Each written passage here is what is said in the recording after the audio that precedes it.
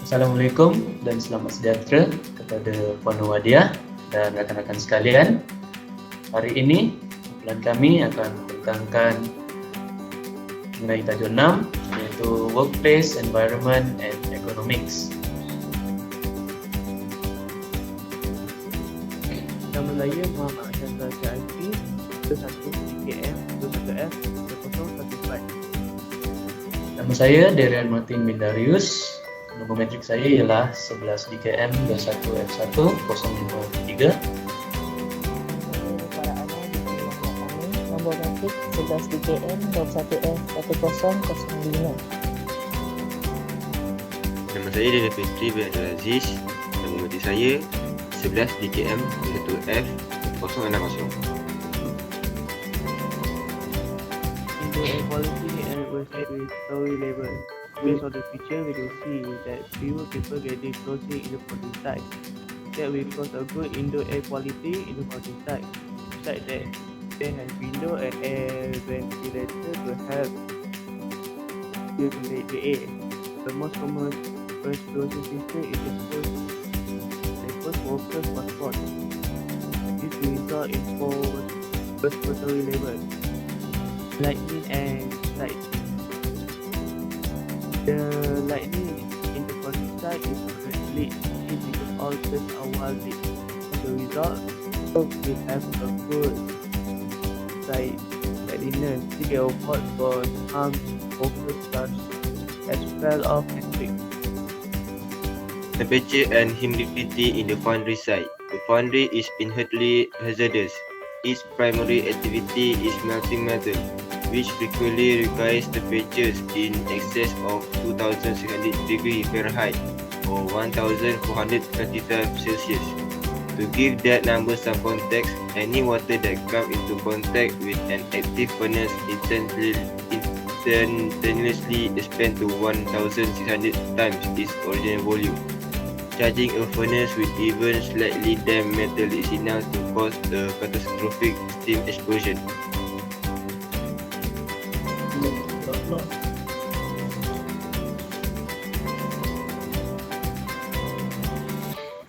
Noise and hearing in the foundry site. Controlling sound level in a foundry environment is an ongoing challenge.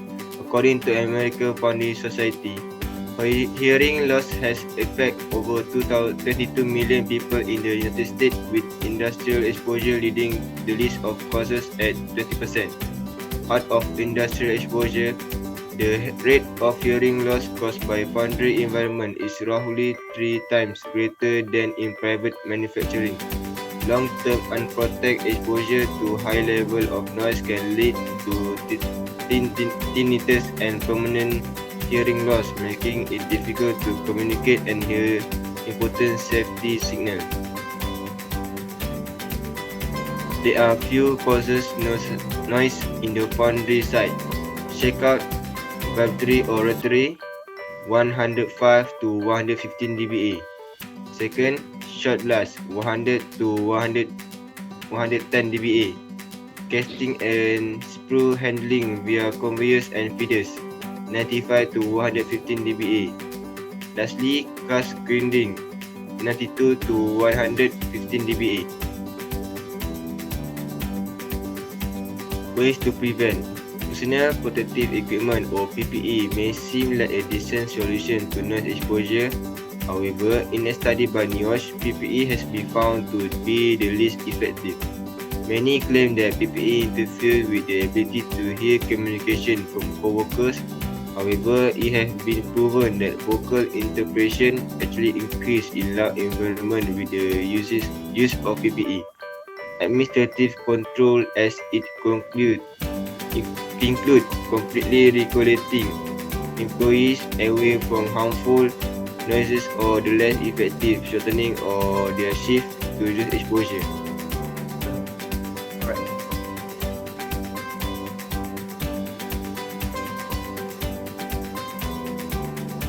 Okay, saya akan teruskan dengan example of economic practice.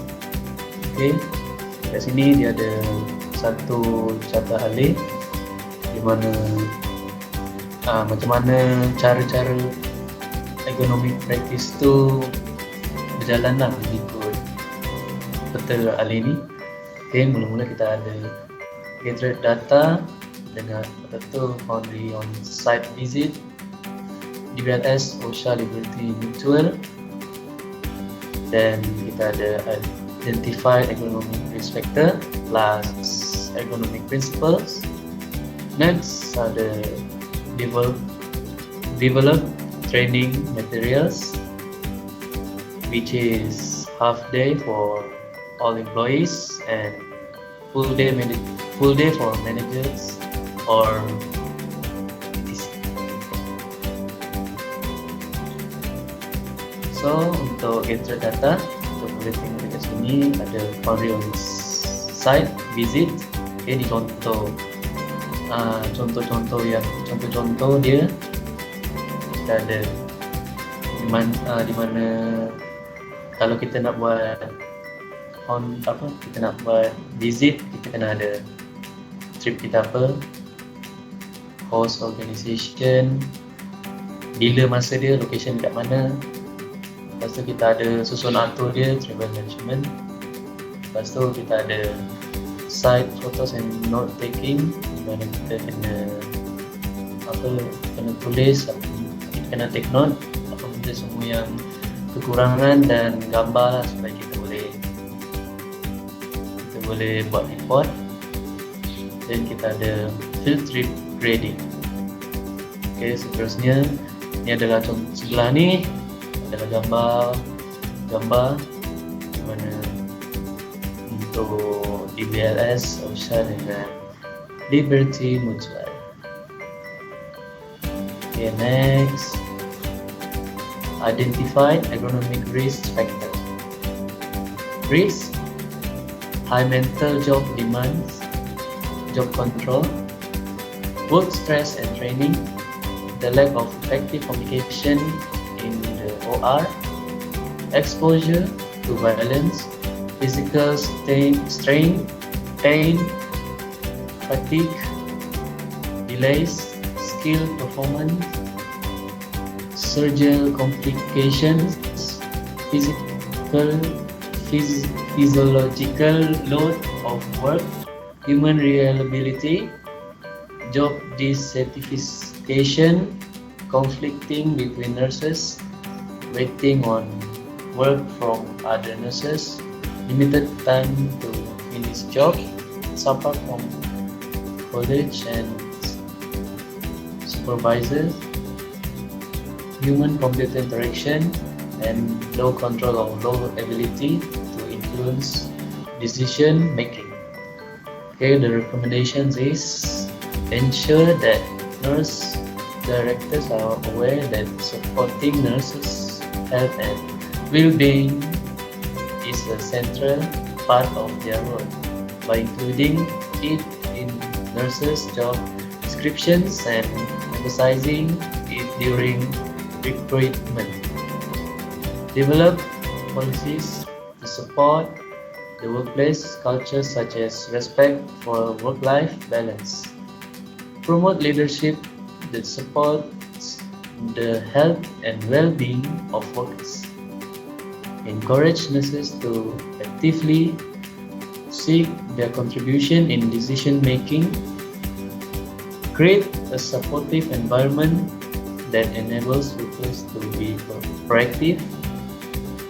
Promote positive work or effective communication between team members to avoid conflict and dealing with unacceptable behavior.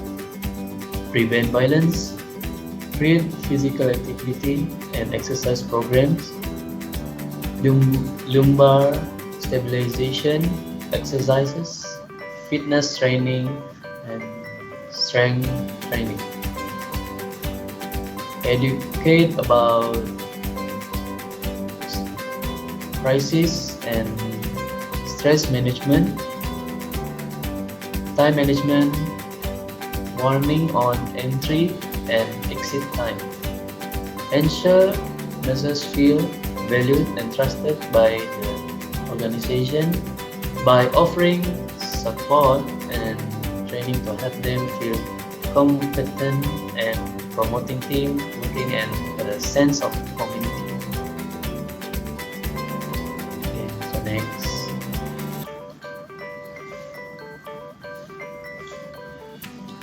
Ergonomic principle. Joint must be in neutral position.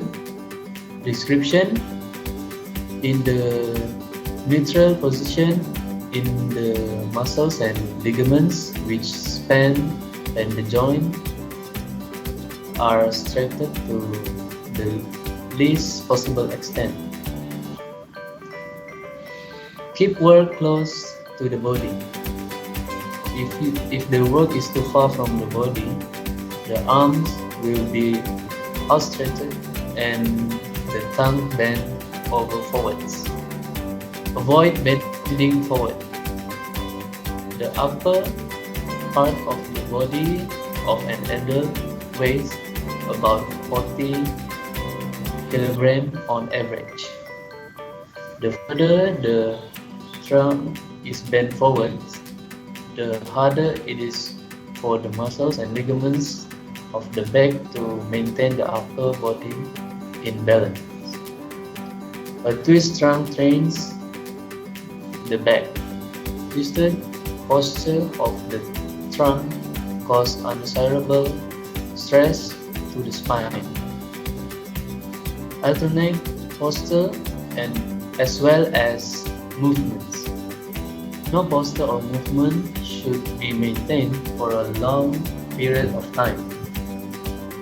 Prolonged postures and repetitive movements are tiring.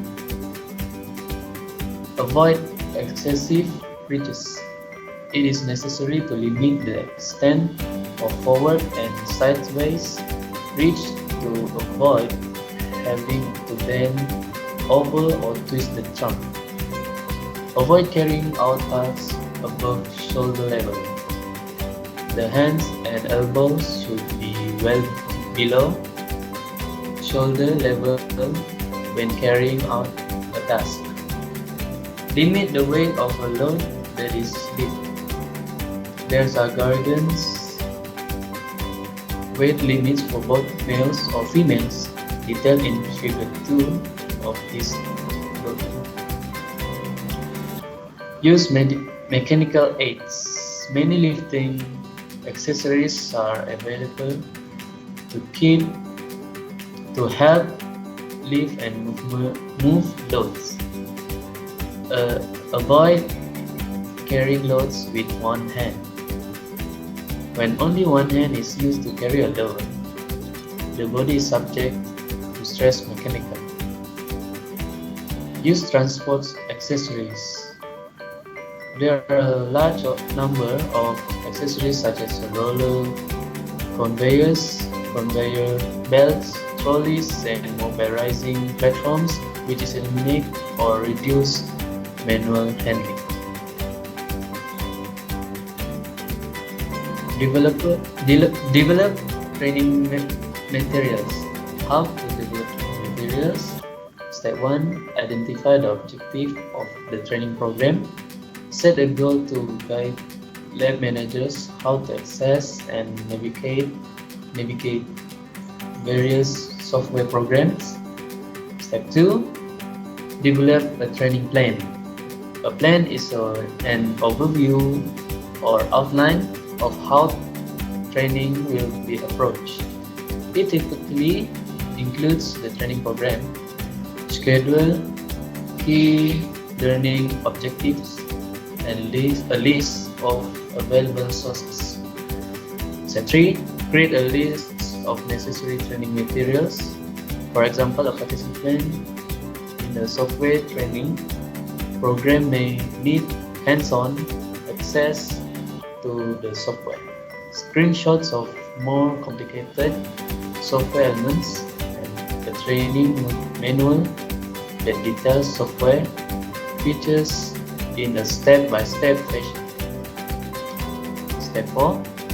Write an explanation of core skills to be learned. This is an overview of what class participants can expect to learn after progressing through the training materials. Step 5. Dedicate a separate section to each learning objective. Create individual lessons in a software training class.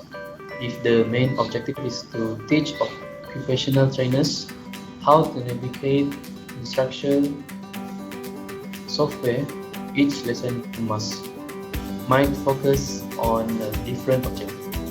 Step 6. Integrate visual elements. Use graphics, videos, tables, and other visual tools to reinforce important concepts. Step 7. Incorporate review exercises. To accommodate various learning styles, integrate review exercises in various formats. For example, training materials may include true or false, multiplied choice questions to reinforce content after watching an instructional video. Ask students to break up into small groups to discuss the content. Step 8. Establish an assessment component. If using videos or presentation to train students, assess students by asking learners to write down their impressions.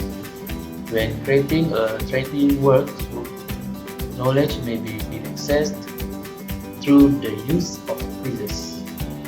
Step 9. Ask learners for feedback. Evaluate the effectiveness of the training materials by asking training programs participants to share their opinion. Half day for all employees. Technical training, quality training, soft skill training, professional training, team training, managerial training, legal training, and safety training. For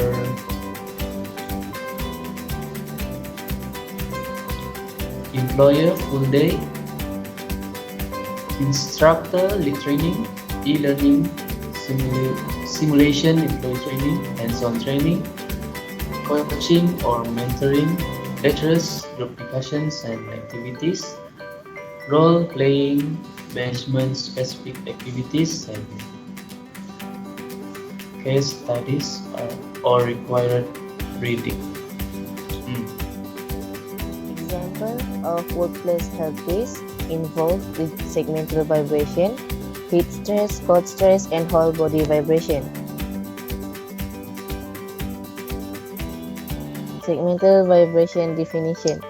Segmental vibration refers to a medical condition that affects a section of the body, in particular the hands and arms, from being exposed to repetitive vibratory sensation such as caused from handling mechanical equipment that generates rough oscillatory sensation.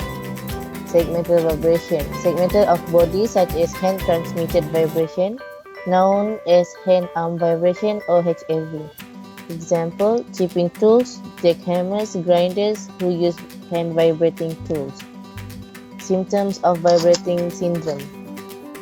Discomfort from cold, tingling, numbing, clenching fingers, and pain. Heat stress. Employers can take measurements to protect workers from heat disorder by avoiding heavy excitation tasks, extreme heat, sun exposure, and high humidity when possible. How to avoid from getting heat stress? Provide plenty of water. Workers should drink a cup every 15 to 20 minutes. Thirsty or not, avoid caffeine and alcohol. Gradually increase workload and heat exposure to give workers time to adjust to working in the heat. Provide breaks to rest and cool off, preferably in a cool area, in the shade or in air-conditioned building or vehicles. Schedule less strenuous tasks between 11 a.m. to 4 p.m. when the sun rays are strongest. set up shade structures. Umbrella buildings and trees can also shield workers from the rest of the sunlight. Protective clothing or personal protective equipment may increase heat retention. Be sure to plan work and breaks accordingly.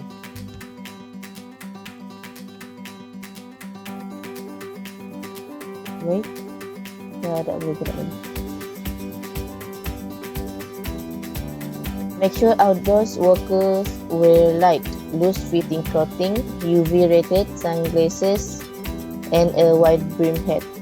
Provide sunscreen with a sun protection factor (SPF) of at least 30 and UVA or UVB protection, and allow workers to reapply every 2 hours and after sweating. Provide education and training about heat-related illnesses.